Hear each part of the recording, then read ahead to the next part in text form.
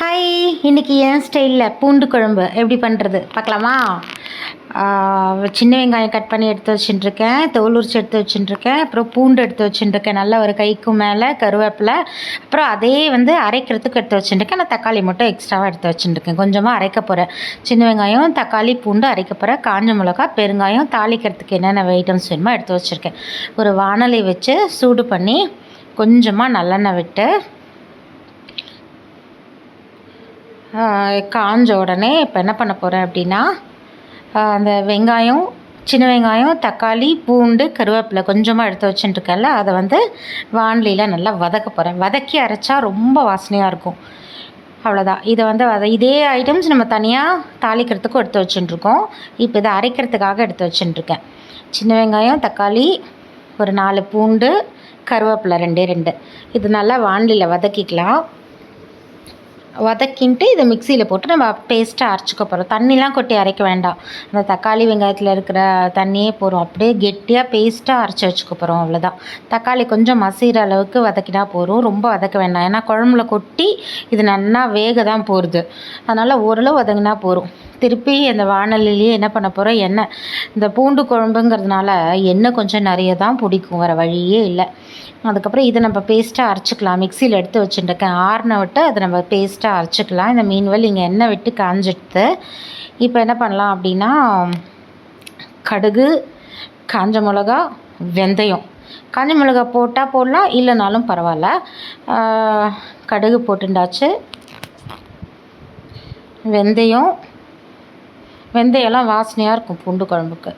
கடுகு, வெந்தயம், சும்மா 2 காஞ்ச மிளகா வாசனைக்கு போட்டுட்டா போகிறோம். அவ்வளோதான். இதை நல்லா பொரியட்டும். இது நல்லா பொரிஞ்ச விட்டு என்ன பண்ண போகிறோன்னா, பூண்டு போட்டு நல்லா வதக்க போகிறோம் எண்ணெயிலேயே. பூண்டு நல்லா வதங்கினதுக்கப்புறம் வெங்காயத்தை போட்டு வதக்க போகிறோம்.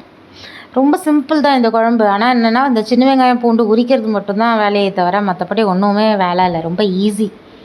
அவ்வளோதான். கடுகும் வெந்தயமும் எண்ணெயில் நல்லா இதுவாகிட்டுருக்கு. இந்த ஸ்டேஜில் நம்ம என்ன பண்ணலான்னா, பெருங்காயம் போட்டுருக்கேன். பூண்டு எடுத்து வச்சுட்டுருக்கேன்ல, நல்லா நிறைய ஒரு கைப்பிடி அளவு பூண்டு எடுத்து வச்சுட்டுருக்கேன். அதுக்கும் ஜாஸ்தியாகவே வச்சுட்டுருக்கேன். ஏன்னா பூண்டு நிறைய போட்டால் தான் வாசனையாக இருக்கும். அந்த புளியில் அந்த குழம்புல ஊறி அந்த பூண்டு எடுத்து தொட்டுன்னு சாப்பிடும்போதோ இல்லை கலந்துன்னு சாப்பிடும்போதோ அவ்வளோ சூப்பராக இருக்கும் தெரியுமா. தயிர் சாதத்துக்கு தொட்டுன்னு சாப்பிட்டா அந்த குழம்பு தேவாமிர்தமாக இருக்கும். அவ்வளோதான். நல்லா வதக்கிக்கலாம் எண்ணெயிலேயே. கொஞ்சம் டைம் கொடுத்து தான் ஆனால் பண்ணணும். எண்ணெயில் நல்லா வதங்கணும் இந்த பூண்டு. இது எண்ணெயில் நல்லா வதங்கினதுக்கப்புறம் இப்போ என்ன பண்ண போகிறோன்னா, சின்ன வெங்காயம் எடுத்து வச்சுருக்கேன். சின்ன வெங்காயம் நான் கட்லாம் பண்ணலை, தோல் உரித்து எடுத்து வச்சுட்டுருக்கேன். அவ்வளோதான், முழுசாக தான் போட்டுருக்கேன்.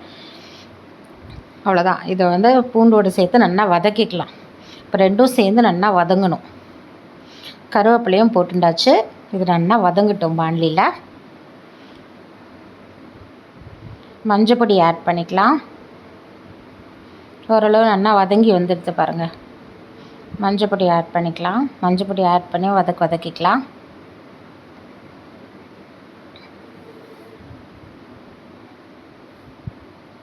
அதுக்கப்புறம் நம்ம இப்போ சாம்பார் பொடியும் போட போகிறோம், வெறும் மிளகா பொடியும் போட போகிறோம் இந்த குழம்புக்கு. ஏன்னா காரமாக இருக்கணும் பூண்டு குழம்பு.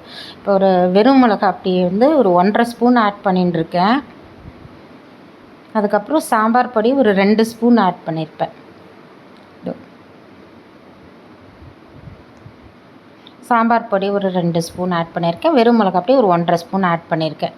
எல்லாத்தையும் ஒரு மிக்ஸ் கொடுத்துட்டு, இந்த மிளகா பொடி எண்ணெயிலே ஒரு வதக்கிட்டு, இது கருகிறதுக்குள்ளே நம்ம என்ன பண்ண போகிறோம்னா, நம்ம அரைச்சி வச்சுருக்கோம்ல ஒரு பேஸ்ட்டு, வெங்காயம், தக்காளி, பூண்டு, கருவேப்பிலை, அந்த பேஸ்ட்டை நம்ம ஆட் பண்ணிக்கலாம். இப்போ இதில் மிக்சியை வாஷ் பண்ணியும் கொட்டிக்கலாம். அந்த தண்ணியும் ஆட் பண்ணிக்கலாம். தக்காளி நான் அரைக்கும் போது போட்டேன்ல, அவ்வளோதான், ஒரே ஒரு தக்காளி. மற்றபடி வதக்கும் போது நான் போடலை தக்காளி. ஆக்சுவலி இந்த குழம்புக்கு தக்காளியே தேவையில்லை. ஸோ மிக்ஸி அலம்பி கொஞ்சம் கொட்டின்ட்டு இந்த பேஸ்ட் நல்லா எண்ணெய் பிரிஞ்சு வர அளவுக்கு நம்ம டைம் கொடுக்கணும். ஏன்னா மிளகா பொடியெலாம் போட்டிருக்கோம்ல, அந்த மிளகா பொடியோட பச்சை வாசனைலாம் போகணும். இந்த வெறும் மிளகா பொடி, சாம்பார் பொடி இதெல்லாம். மற்றபடி இந்த பேஸ்ட் நம்ம வதக்கி தான் அரைச்சிருக்கோம், அதில் பிரச்சனை இல்லை. பட் இந்த பொடியோட வாசனைலாம் போகிறதுக்கு நம்ம இது கொஞ்சம் டைம் கொடுக்கலாம். மிக்ஸியும் கொஞ்சம் அலம்பி கொஞ்சமாக கொட்டின்னு இருக்கேன். ஏன்னா கறியிடக்கூடாது, அடி பிடிச்சிக்கூடாதுல்ல, அதுக்காக. இது நல்லா நம்ம இப்போ குக் பண்ணலாம். இந்த வாசனைலாம் போகணும். இந்த சாம்பார் பொடி வாசனை, பச்சை வாசனை போகணும். அதுக்கு மட்டும் கொஞ்சம் டைம் கொடுத்து பார்த்திங்களா செம்மையாக வந்துடுது பாருங்களேன். அப்படியே எண்ணெய் பிரிஞ்சு ஒரு 5 மினிட்ஸ் தான் விட்டுருப்பேன். நல்லா எண்ணெய் பிரிஞ்சு சூப்பராக வந்துடுது. இதை பார்த்தா இப்போவே எடுத்து சாப்பிடணும் போல் இருக்குது. அப்படி இருக்குது பார்க்குறதுக்கே. இந்த டைமில் இது நல்லா எண்ணெய் பிரிஞ்சு வந்துடுது போதும். இதுக்கு மேலே இதை கொதிக்க விட வேண்டாம். நம்ம வந்து புளி வச்சுட்டுருக்கோம் கரைச்ச புளியோ அதெல்லாம் ஆட் பண்ணிக்கலாம். அவ்வளோதான். கரைச்ச புளியை ஆட் பண்ணிட்டாச்சு. இப்போ இது எல்லாம் நல்லா கொதித்து ஒன்று சேர திக்காக வரணும். வந்துடுது அப்படின்னா முடிஞ்சுது.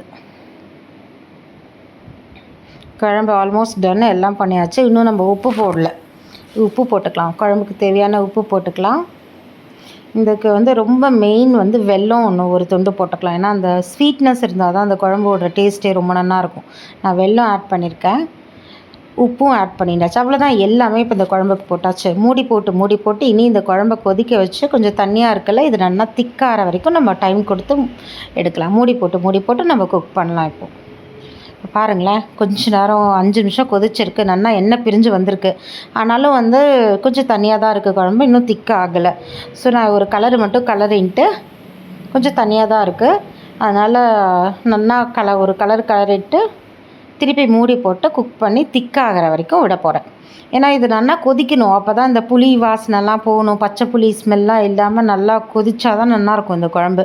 ஏன்னா நீங்கள் ஃப்ரிட்ஜில் ஸ்டோர் பண்ணி எடுத்து வச்சுருந்தீங்கன்னா கிட்டத்தட்ட ஒரு 4 நாள் கூட இந்த குழம்பு ஒன்றுமே ஆகாது. அப்படியே இருக்கும். பாருங்களேன், ஓரளவு நல்லா கொதித்து வந்துடுது குழம்பு. நம்ம ஃபஸ்ட்டு எண்ணெய் கொட்டினோல அது எல்லாமே மேலே வந்துடுது. மொத்தத்தையும் வெளியில் கக்கிட்டார். எண்ணெய் அப்படியே வெளியில் வந்துடுது. குழம்பு நல்லா திக்காயிடுது. ஆல்மோஸ்ட் நம்ம குழம்பு இப்போ ரெடி ஆகிடுது.